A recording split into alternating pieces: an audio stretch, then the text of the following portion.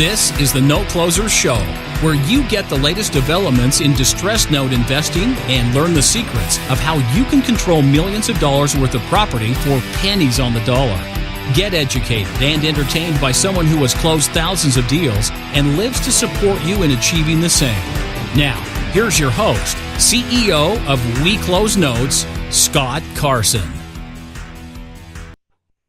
All right. Good morning, good afternoon, good evening, everybody. Welcome to the Note Closer Show podcast. We are excited to have you this morning. And this topic of today, I think, is going to lead to a lot of questions and actually give a lot of note investors out there some insight into potential markets and states they want to be looking at. Now, one of the things that we always talk about when we're out talking with investors or speaking is the United States is a large market. Can we agree with everybody? That's a lot of places trying to figure out when you're brand new. So one of the things I am known for telling people is, listen, unless you have a tremendous amount of foreclosures in your backyard that makes sense for you as an investor, you probably need to be looking at focusing on 5 specific markets, 5 states to buy assets in, okay, or to buy the debt in. Now, one of the things that I think that the note business bucks the traditional system is many times you have companies that like to talk about the foreclosure filings. Oh, the foreclosure filings here, foreclosures up here. Now, one of the things you have to look at is checking the state and identifying and understanding the foreclosure time frame in each state. Some states are longer than others. Sometimes they're shorter than each other. So that's always the weird correlation that we have to draw from, yes, oh, it's great, foreclosures up across the market each state. But looking back, I'll give you an example. Florida is about a 12-month foreclosure time frame. So foreclosure filings are up in Florida. Defaults really started happening beforehand. They started happening a year before. That's when the domino started to fall. That's when us as note investors have the opportunity to get involved before it goes to foreclosure, which we often see a lot of stuff 6 to 12 months before it ever hits the foreclosure auction. Right, everybody? Right. You know, that's the beauty of it. We have the opportunity to come in, buy the debt, and then work out, hopefully, a true win-win scenario with the borrower to make things happen. So let's dive into these markets. What we've also done is staff's been good about pulling median home prices in specific states. We'll talk a little bit about that as we go through it. So I think the best thing to do is let's go through the markets, 1 through 10 real fast, and we'll open up for questions and come on back and forth from everybody. So if you do have questions, if you're watching this live on the Facebook live stream, go ahead and enter your questions in on the Facebook Live. If you're listening to this on the iTunes podcast, thank you, first and foremost, but also feel free to go ahead and leave questions there on the podcast or go to the website, weclosenotes.com, and check out the podcast replays there. There's plenty of opportunities for you to catch past episodes, along with leaving questions that we'll be glad to answer for you. All right. As always, if you'd like more note information, feel free to text the word notes, N-O-T-E-S, to the phone number 72000. That's 72000. And we'll be glad to send you some great information to help you on your note journey. So let's dive into the numbers here as we get rock and roll. So number 10, actually, home was the article comes from Bankrate, which they're really good about posting stuff out on basically about a monthly, quarterly basis. All right. And according to ATTOM Data Solutions, it's ATTOM Data Solutions, and year over year, foreclosures are down basically 10.5% from June to July. Okay? They're down 10%. All right? They plummeted 23.3%. All right? Year over year. So we are down a fourth from what they were last year. Okay? So what's that tell you? Well, the inventory is getting a little tighter as far as foreclosures, but we still see a lot of stuff in these top 10 markets. Okay? There's a lot of places, a lot of markets out there that homeowners are having a hard time making their mortgage payments on time through a variety of things. So we believe, and honestly, most of these markets are stuff that we buy in on a regular basis, except 1 or 2 of them. And we think these are some great opportunities as note investors too, because you're going to see deals 6 to 12 months ahead of time. So number 10, number 10 is actually Utah. All right. Utah. So we need to pull that number for that real fast there. Utah is up 59% than it was compared to last quarter. All right. Now it's basically one out of every 2,000 homes in America. One out of every 2,017 homes in America is in foreclosure. In Utah, it's one out of every 1,731 housing homes. And the median home price is what, ladies? 251,000. 251,000 is the median home price. Now, why do we think foreclosure is up? Utah is a relatively faster foreclosure market. Now, the thing we don't see a lot of most of the time, we don't see usually a lot of debt there that we can buy for the most part. Now, there is defaulted debt. It's just that since it's a faster foreclosure state, oftentimes that stuff gets gobbled up relatively quickly. But you have the areas of Salt Lake City, great market to be invested in, a little bit of a dry county, but it's got a big upswing in foreclosures over the last year. Now, if you think about it, going back 5 years ago is when we started seeing most of the home affordability modification programs kicking in, especially 5+ years ago. Those are starting to definitely default. 85% of those loan mods are defaulting across the United States, and Salt Lake City had a large chunk of those. All right, or not just Salt Lake City, but Utah had a large chunk of those. Great state, love that area. I've been going there for years.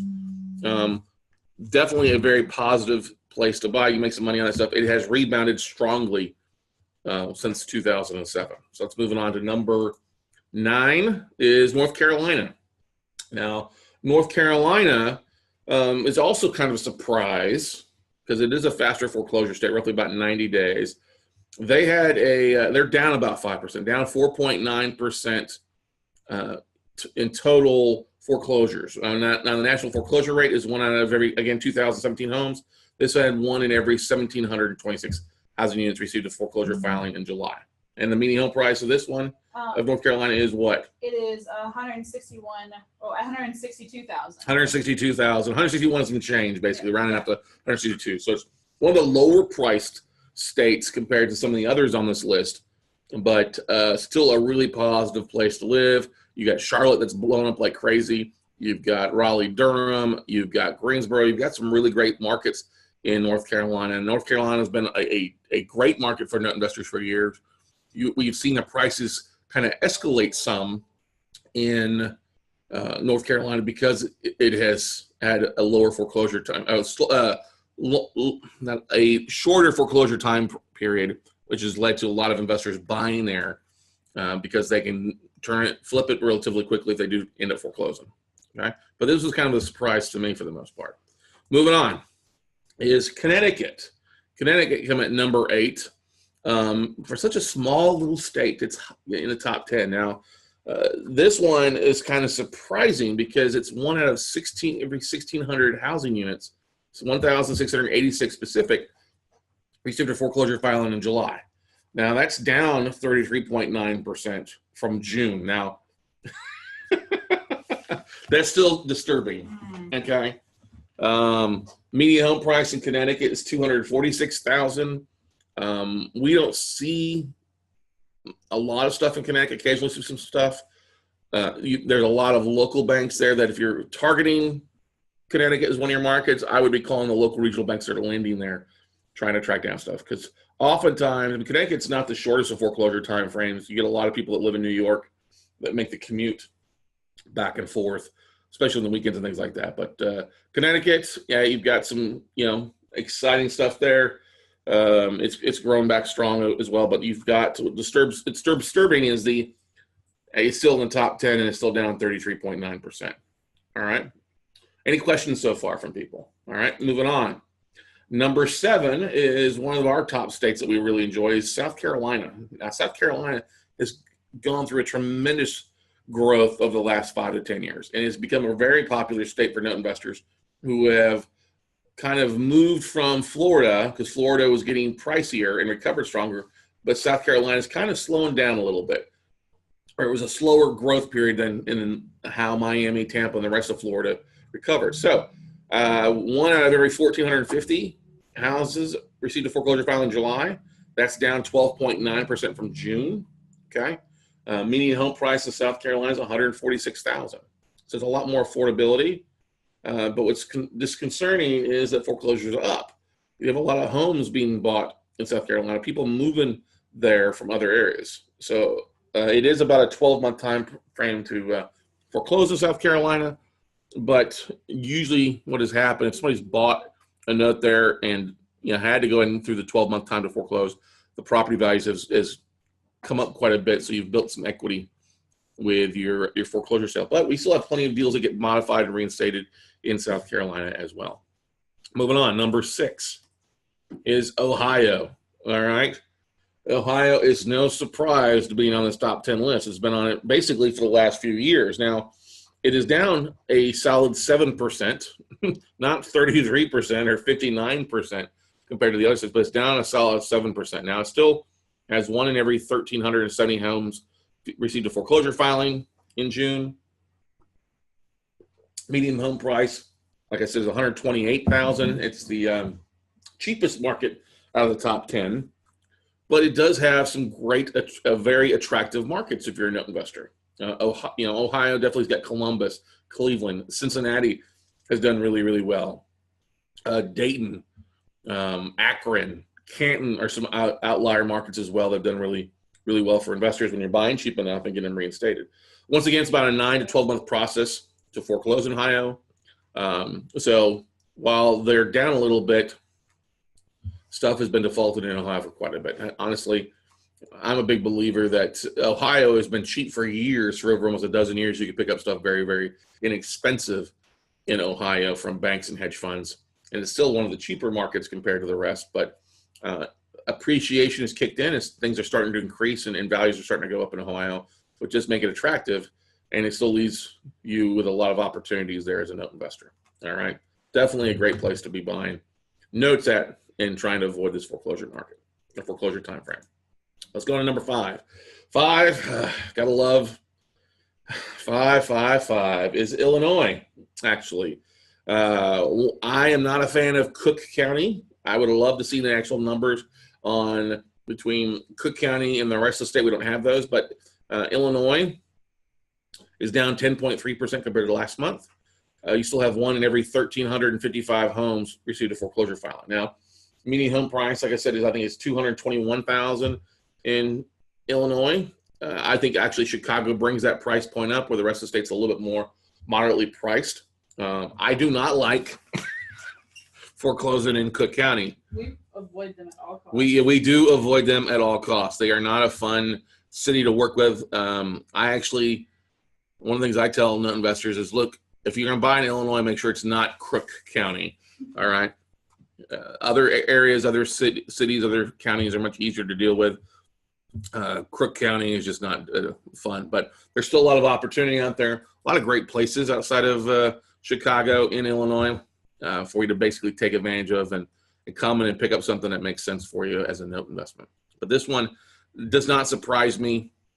Illinois, what they did a couple years ago, they tried to enact the expedited foreclosure process if it was a non-contested foreclosure, trying to get it done in 100 days. Well, that's not always worked out well. It's not been 100 days for a lot of the non-contested foreclosures. Just drags on because of the court proceedings. But literally, still opportunity. We just bought some stuff in Illinois outside of Indiana, and it's worked out pretty well for us.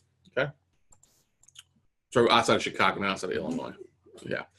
Number 4 is a state that has continuously been in the top 5 for the most part, is Florida. God's waiting room, as I like to joke about. Now, Florida has been led by Tampa and Miami, really bringing the state back as a whole. But we still saw 1,248 foreclosure filings in the state in the month of July. That is down 7.6% month over month from June of last month. There is still a lot of opportunity in Florida, especially that many foreclosures taking place. Lots of money has been made in Florida over the last couple of years. Now, you've seen foreclosure timeframes taking 12 months or greater, sometimes less. Florida is almost completely the opposite of what Illinois has done. Florida has done a really good job trying to get through the foreclosure process. Although it's got a little bit tricky stuff. I've had to fly into Florida a couple times to actually show up as a witness at my own foreclosure trial where we're foreclosing, which always makes for an interesting time frame. But Miami, Tampa have rebounded strong. Southwest Florida, where we just had our mastermind group in Cape Coral, one of the most attractive places in the country, one of the top 3 or 4 markets that people are moving to from across the United States. And with a median home price of $209,000, it's a little bit cheaper than Illinois. Now I wouldn't throw that in there because there's a lot of places that are less expensive than Miami, Tampa, or even like Southwest Florida, which is one of the most expensive areas of the state, but still plenty of opportunity to have something that will cash flow for you decently if you've got to turn in a rental, or something that will cash flow for you quite nicely if you get it reinstated. Okay. Once again, if you guys have any questions about any states or want to know about specific stuff that we invest in, you're always more than welcome to do that as well during the Facebook Live stuff. Do we have any questions going on right now? Yeah, Casey asked, is that because you're reinstating so many? But I'm not sure what he's talking I think it's the traveling. That's what. Or when you. about. No, it was earlier, but I'm not sure because I didn't catch what you were saying when he posted it. So we see a lot of good stuff, because we're getting stuff reinstated for the most part. I think it's kind of what he's asking in his question. Okay. I mean, we do like states where we can reinstate. I mean, but it doesn't really come down to the state. It comes down more so to the borrowers and what we have done on the front end and kind of tracking down the borrowers and seeing, are they working? What is their they have a working number in the collateral file that we can call to check to see if it's active before we actually purchase on the note. So getting stuff reinstating is always a great thing. It's always one of our number one exit strategies, or one of our workout strategies, so that we can exit the asset in 6 to 12 months and either we're reperforming note sale or just keep it for long-term cash flow. Right. So I think number 3, 2, and 1 need drum rolls. Would you agree to that, everybody? They do. Because there is a lot of stuff going on there. So we'll start with number 3.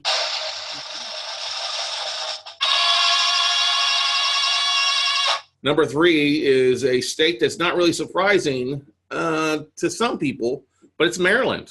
All right. Maryland ranks number 3.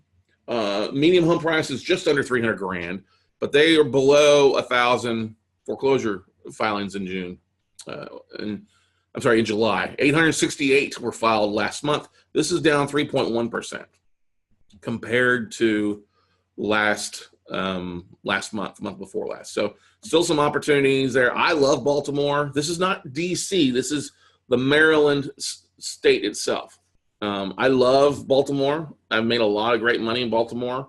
We got some great students that are in Baltimore. Garrison Gilbert, Stacy and Karen Wall from Black Homes. Especially areas down in Baltimore. There have been some rough areas in Baltimore. Don't get me wrong. 10 years ago, I would be scared walking around some areas of Baltimore. In the last couple of years, not so scared. They've taken a really good job, the city has done, working with local investors to really help regentrify the markets and regentrify the neighborhoods. So I love that little Italy area, the downtown Inner Harbor area there around Baltimore. Great area to be investment. But there's other areas outside. Hagerstown is a great little market as well. I got to give my buddy Mike Fitzgerald a shout out there. He is quite the politician investor for the most part. I think he jumped off the ceiling of a roof trying to help with rental space for one of his properties the other day, which is great. But anyway, getting back to the point at hand, Maryland, number 3, median home price, just under $300,000. You definitely have a lot of lower valued homes below that $300,000 price range that make for great opportunities for you guys to buy the notes and look to reinstate and have a good ROI. Number 2, drum roll, please, everybody.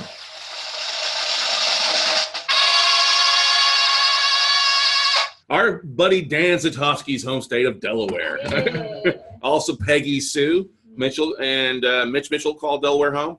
This is kind of a surprising aspect to it because we don't usually see in the top 10 for us, especially top 3. But this has just 1 out of every 808 homes receiving a foreclosure file in July. They're down 4.8% from June.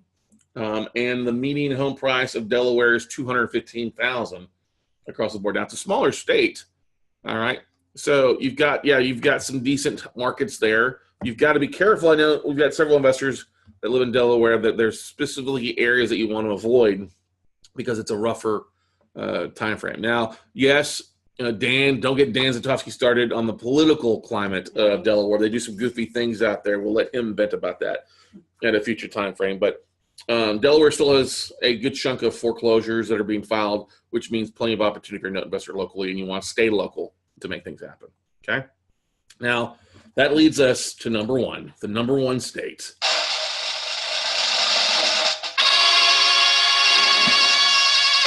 New Jersey. New Jersey had 1 out of every 633 housing units received a foreclosure filing. That's the highest rate in the nation as of June. It's actually down 8.2% compared to June of last year. I'm sorry, June of this year, so it's just down 8%. Median home price in New Jersey is $305,000. It's the basically it was the second highest compared to Massachusetts that we found on the numbers wise here. Big population, lots of foreclosures still happening, long time frame. I believe New Jersey's going to lead this list still for quite a while yet to come. All right. I don't like the foreclosure time frame there when you're seeing 12 to 24 months in New Jersey. I don't buy a lot of stuff in New Jersey with the median price range being at that 305, 300 plus range. Your best bet to make money if you're a note investor is to buy stuff that's vacant and non-contested. Now, they do have a pretty good handle on their expedited foreclosures for non-contested foreclosures. We know that there's quite a few investors that we know that are taking advantage of that, but they're not looking to modify and they're not going to reinstate. They're looking to foreclose and then sell as an REO. So the biggest thing in New Jersey is making sure if you do buy some stuff that it is vacant so you don't have a big fight from the borrowers. Because if you do have a fight from the borrower, it can drag on. Now, a couple of things I'd be willing to bet that are leading the area there in New Jersey continuously, besides just like the Newark area, but Atlantic City has been hit very hard over the last couple of years. And I don't think New Jersey has yet recovered from the hurricanes for the most part there that hit Katrina and Rita and stuff like that. Still a lot of areas there that are rough and still trying to get, dig themselves out of a hole for the most part. So, we have any questions from anybody regarding any of this stuff? No questions so far. Wow, that's kind of surprising. But anyway, if I had to pick my top 5, if I was a new investor and just going off this list, I would have Ohio in there. I'd have South Carolina. I would have Nevada, Maryland, and then I think Illinois would bring up my number 5 outside of Crook County. Those would be the 5 that I would put. I obviously love Florida. Florida's been a lot of money there. I would probably avoid the Miami and Tampa for the most part because those are very, very hot markets. So anytime you see something in those neck of the woods, it's going to be expensive for the most part. All right. I'm just not a bigger, higher price kind of guy when it comes to my assets. When I look at, am I going to buy 1 asset in Massachusetts or can I buy 8 in Ohio? Now, I know some people don't like the lower valued assets, and that's completely fine. You don't have the team in areas, or if you're going to buy lower valued assets, especially that's something you're going to end up having to foreclose on, you've got to make sure you've got a great team to help you out with some stuff. Otherwise, they will eat you alive with expenses and repair costs and things like that. But the top 10 markets like this adjusts. We always see it kind of shuffle from month to month. I think it's what kind of goofed us up originally when we were looking at stuff. We were looking at one from a year ago and had some of them at 8 out of 9 in the States. But this is actually the most recent article that Bankrate put out a while back. Once again, it was a lady by the name of, well, I don't know if it's a lady's name. It's actually a guy named Doug Whiteman actually put this post together, top 10 worst states for foreclosures at Bankrate. And you can find Doug at Doug Whiteman on Twitter. But one of the great things about this list is if you take it correctly, take this list and identify these states as potential opportunities for yourself, especially the top 5 that you like, you can really hone in on your marketing. You can hone in on the asset managers. You can hone on the banks, the regional banks specifically, that have these 5 or 10 states in their lending, what am I, the word I'm trying to say here? Their lending portfolio, the states that their footprint is always looking for, their lending footprint. Nevada, I'm kind of surprised about that. While it has had a lot of foreclosures over the years, I think you're going to see Nevada bouncing up a little bit. Nevada is also one of the hotter markets growth-wise as far as people moving to the state. And a lot of people from the Bay Area move into Nevada because a lot of the middle class is getting squeezed out in the San Francisco Bay Area because the price is going up. So people are moving to Nevada, specifically North Las Vegas area, and the Las Vegas area because it's more affordable. Homes are a lot more affordable at $240,000 on average across the state versus $500,000 to $1 million median price in the Bay Area. Now, I think you have a lot of Raiders fans are happy about that, but you also have a lot of people that have been renting in San Francisco, moving to Las Vegas, getting homes that are also defaulting, newer defaults. specifically seen a lot of that with our conversations we're having with the banks and asset managers.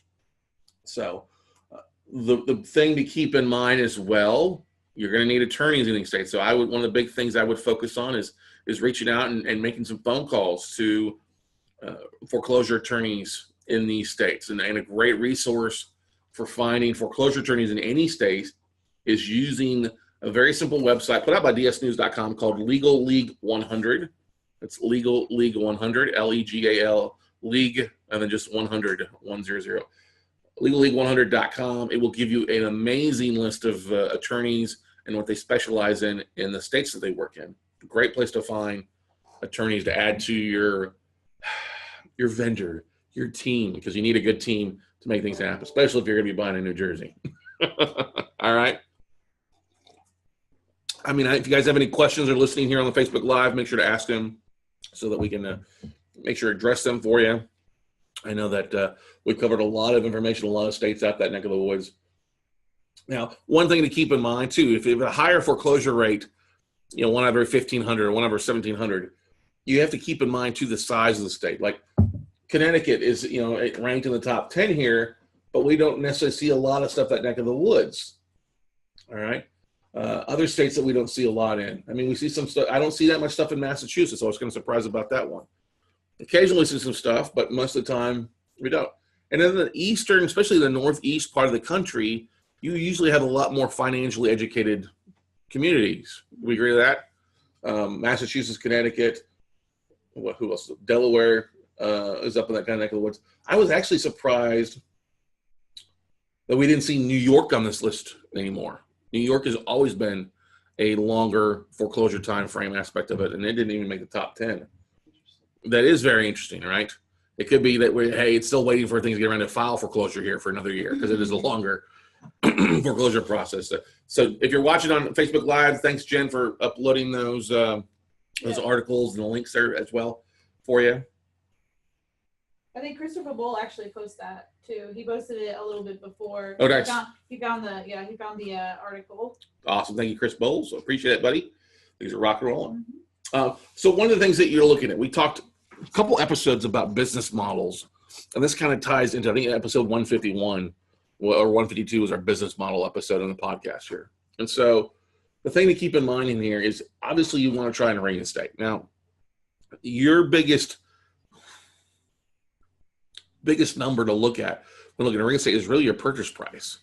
And if you're buying assets that are in the, 65,000 range or greater, and you're buying on an individual basis, you're probably going to be paying in the 50s, mid 50% of fair market value, not UPB, not unpaid balance. Okay, everybody, that's one thing to keep in mind. And as you get, if there's a shorter foreclosure time frame, like on this list, we had North Carolina was on the list, was a fast foreclosure state. Nevada, relatively fast. Okay. Those states have a faster foreclosure time frame. You're going to have a little bump of that too, because it is faster foreclosures. Instead of paying in the 50s, you're probably paying in the low 60s. All right. So those purchase price, when you compare what the mortgage payment is and market rent is for specific markets, that can also affect your return on investments. Now, there was a great article out a week ago on the top 25 rental markets that talked about the price point and the average ROI when you see compared to what the market rent rate is versus purchase price and the returns that happen for people. And we will probably focus on that article next week a little bit to help people kind of identify things. If you can take this as your first layer, if you're looking for defaulted notes, this is the place to kind of look for it aspect and go from there. Now, there was another article out. I'm trying to pull it up here real fast. That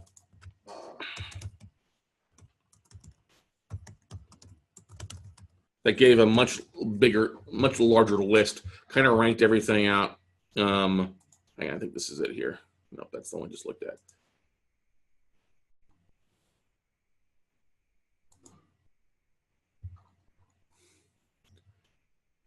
All right, here we go. So if this, here's an article that listed everything, actually gave us the list of the full running list of the state. So I'll give you a breakdown. So we covered the top 10 here. New York actually came in number 11. Okay, that's not a surprise. I knew it would be there pretty close. 11, North Carolina, and this as of April was number 12, and so in the top couple. All right, New Mexico was at 13, Alabama 14, Maine was 15, Oklahoma was 16, Indiana was 17.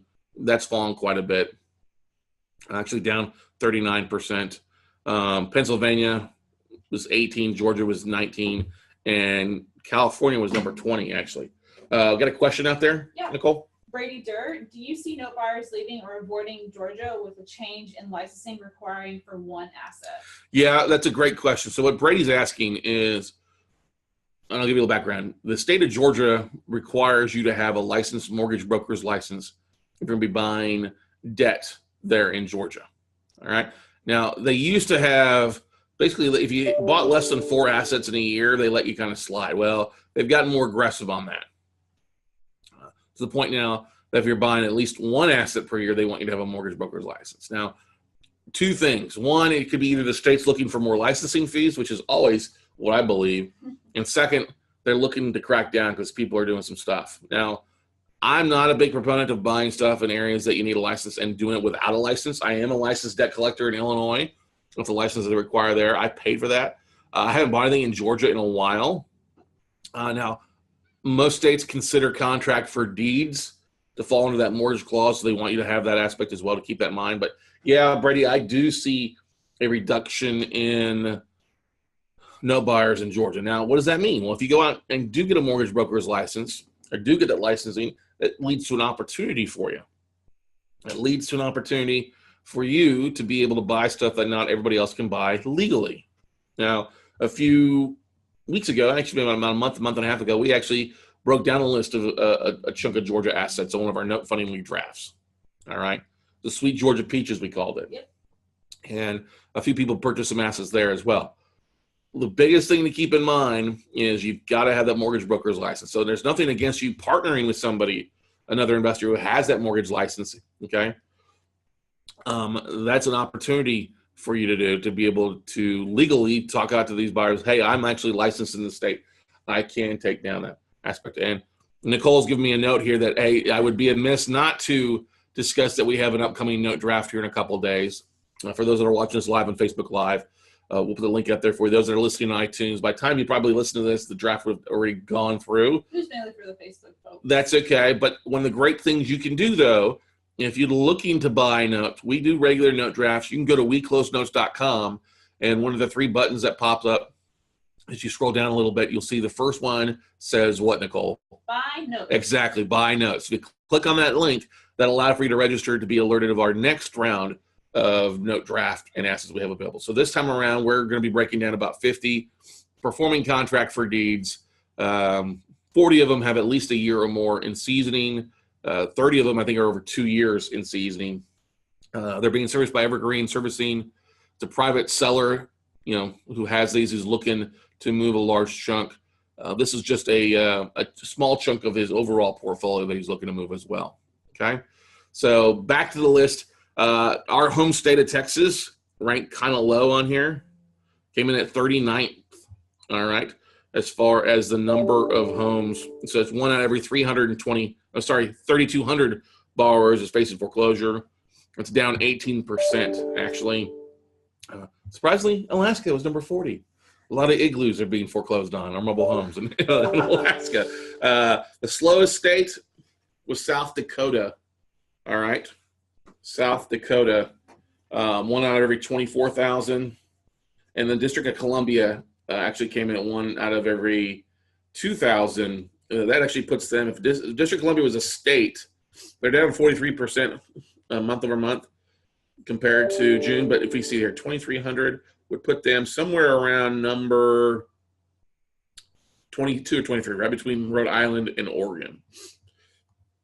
That's the stop stuff. So this article came out in GIA. Oh, hey, here we go. See how the states rank for foreclosure. So what I'm going to do is we'll post this as well to the article for everybody out there. So what other questions are people having this morning? Anybody else got any questions out there for you? One thing to always look and keep in mind as well, everybody, is everybody has a different business model. I mean, there's a lot of similarities in business models, But keep in mind, you've got to identify your opportunities. All right. Now we just posted the state-by-state breakdown from April, from the April quarterly, where it came in the top 50 states, or all 50 states ranked, so people could see how their state ranked. But the thing to keep in mind, if you're reinstatement stuff, you always got to look at, hey, what's the existing payment versus rent? So one of the great things to do, hey, if you identify a state, go out and find what the market rent rate is in your bigger cities, because that's where you're going to see a lot of stuff. Try to avoid the rural areas for the most part, everybody. Pick the major markets, pick the major cities. I always like, if it's got a pro sports team, either NBA, NFL, Major League Baseball, NHL, or even an MLS now, I guess you could throw that in there, along with a major university, top Big Five programs, Southeast Conference, Big 10, Big 12, SEC, ACC. Not saying that you can't find, there's pretty good sized universities that fall outside of that. I totally agree with that. But that gives you an opportunity, worst case, if you've got to turn in a rental, to have a true rental market of either student housing that you get a little bit more per bedroom basis versus house basis. Okay. But there's a lot of opportunity out there. You just got to know where to go. A lot of investors get stuck dealing with just the low-hanging fruit of just buying from the one to two sources and relying on those sources to feed them. If you really want to be a true note investor and really capitalize on what's going on, you've got to use this information, like the top 10 or the 50 foreclosure states numbers, to identify the areas that maybe will show up in 6 to 12 months as a foreclosure on the MLS or on the foreclosure list.